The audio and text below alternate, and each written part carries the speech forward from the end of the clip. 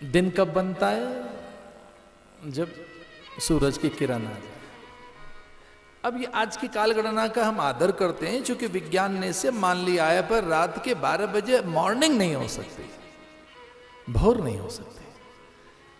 हम रात के 12:01 पर कैसे कहें अर्ली मॉर्निंग है? वो हम मानते हैं, आदर करते हैं विज्ञान का।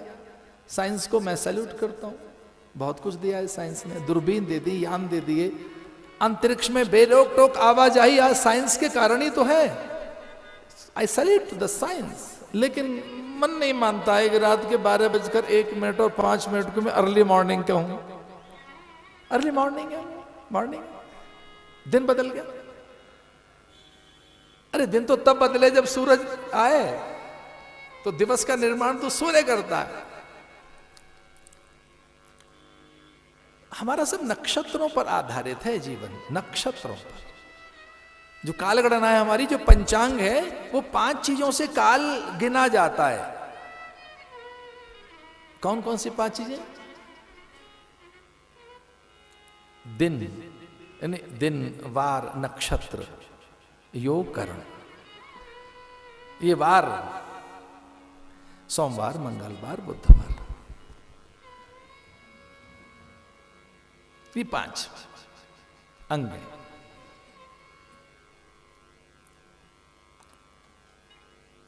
तिथि, वार, नक्षत्र।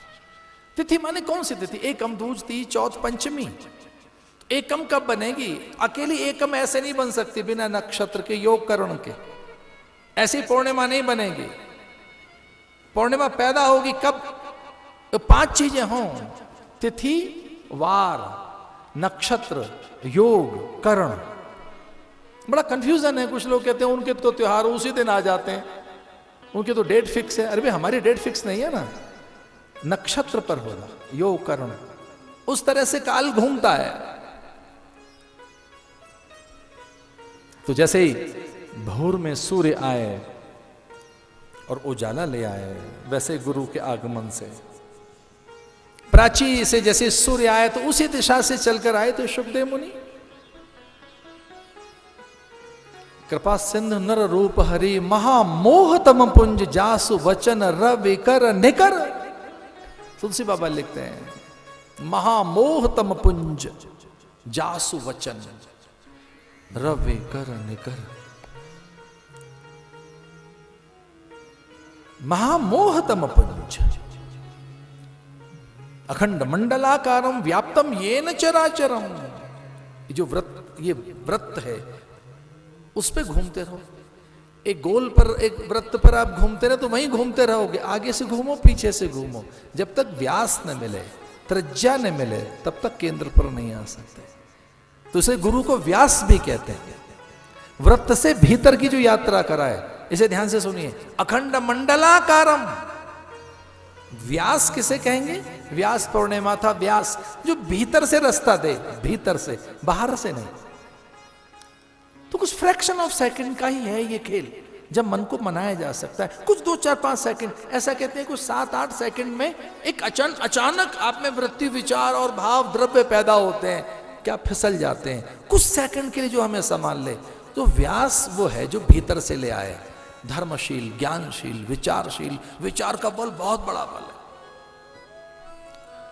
तो जैसे ही शुकदेव मुनि का आगमन हुआ, वो गार वर्ण, उन्नत ललाट, चौड़ी छाती, कम्बु ग्रीवा कंठ, आर भव्य भाल, चौड़ी नासिका, ऐसे रेशमी बिखरे हुए बाल, कदली कौपीन, हाथ में कमंडलू, और वो चले आए गुरु। कृपा सिंधु नर रूप हरि। एक जगह तो भगवान कहते हैं, मोते अधिक संत कर लेखा। स्वामी कृपात्री जी महाराज कहते थे कि देवताओं को बार बार प्रणाम है, पर उलझाते हैं, ले लो कुछ, ले लो हमसे। ये देवता ऐसे हैं, इनकी आदत है ले लो कुछ, वरदान मांग लो। तो देवता देने में भरोसा करते हैं, संसार ले लो, पदार्थ ले लो, वस्तु, सम्मान, सत्ता ले लो, विभूति ले लो, वैभव ले लो। ये गुरु ही है जो आपको त्याग सिखाएगा, जो है उसमें भी त्याग, ये गुरु ही है। एक और बात, ये गुरु ही है जो आपको अजन्मा बताता है, अयोनिज बताता है। संसारी तो आपको ये कहते हैं कि भैया तू भ्रष्ट है, छोटा है, बड़ा है, ऐसा है, गोरा है, काला है, जाति नाम कुल गोत्र वंश परंपरा से आपको पहचानते हैं संसार के लोग। और ये गुरु ही ऐसा है जो कहता है कि तू चित्त वित्त गुण धर्म प्रकृति काय कलेवर विचार नहीं है, चिदानंद रूप शिवोहम शिवोहम। ये गुरु ही है जो कहता है शिवा केवलो हम, तो नित्य है, शाश्वत है, सनातन है, अरे तू नरसिंह है। तो जैसे सुखदेव मुनि का आगमन हुआ तो अद्भुत घटना घट गई। शुक के आगमन से सारे महात्मा उठकर खड़े हो गए उनके सम्मान में। उतत देवल, अंगिरा, गौतम, भारद्वाज और उनके पिता महर्षि वेदव्यास रोक नहीं सके अपने आप को। पिता आसन से उठकर खड़े हो गए और वो उनके वैभव से, उनके वैराग्य से, उनकी ज्ञान सत्ता से उनका आदर करने लगे। पिता के भी पिता पाराशर और सब मिलकर उनका आदर करने लगे। धर्म सत्ता जग गई और आदर करने लगी गुरु सत्ता का। सुखदेव मुनि का आगमन हुआ। ऐसे रेत के ऊपर और पल्लवों का बिछौना बनाकर अपने गुरु को आसन दिया। आसनम ये परंपरा भी है, आसन बड़ी चीज है। कुछ न हो तो पुष्प का आसन दे दो, मंत्र का आसन दे दो, भाव का आसन दे दो। एक बार तो भगवान आए और कहने लगे कुछ तो दे, मैं आंगन में खड़ा हूं। पुंडरीक सेवा में था माता पिता की। भगवान ने कहा पुंडरीक निकल, मैं तेरे दर्शन करने आया।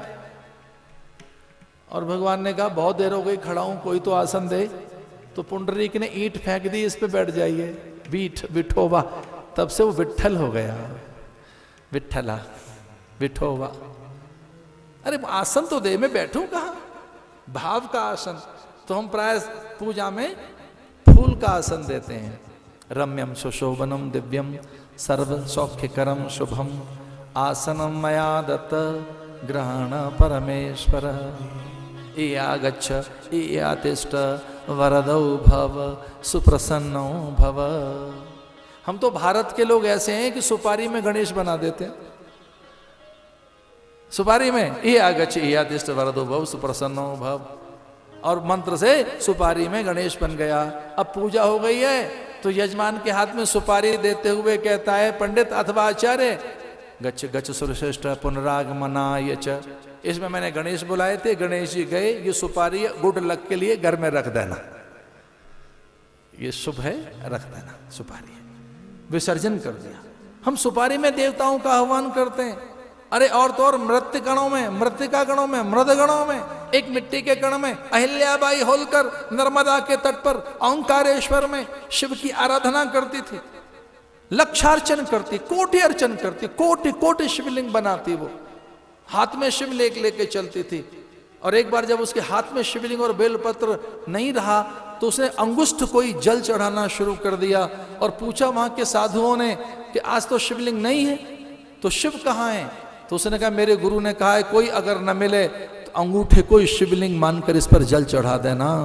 नारायण यहाँ भी है, शिव यहाँ भी है, हर जीव में शिव समाया हुआ है। जहां चेतना है वहां शिव है, जहां चेतना है वहां नारायण है।